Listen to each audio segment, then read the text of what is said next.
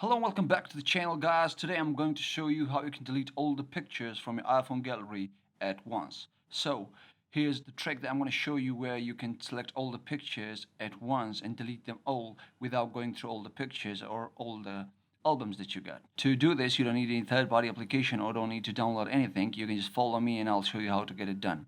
To begin with, what you need to do is go to your gallery of your iPhone, and in your gallery you need to go to all photos, which you'll find on the bottom. You go to all photos, not by date, not by months. You need to go to all photos, and here you need to select a picture.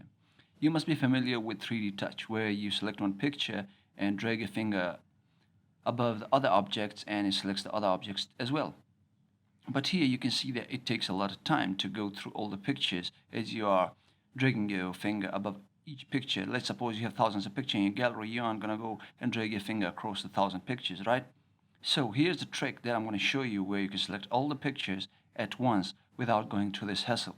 But we're going to use the 3D touch for this one too, but with a trick, where the trick will help us select all the pictures at once.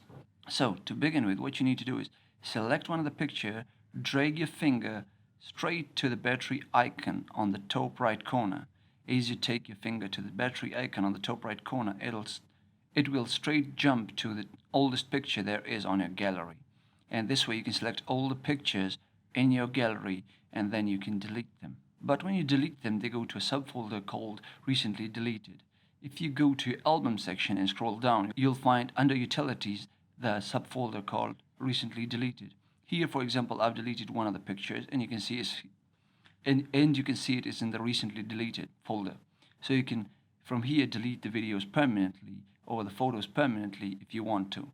This is how you can delete all the pictures from your iPhone gallery all at once without using any third-party application. I hope this video helped you. Please drop a like, comment if you have any questions, subscribe for more videos like this, and yeah, see you in the next one. Peace.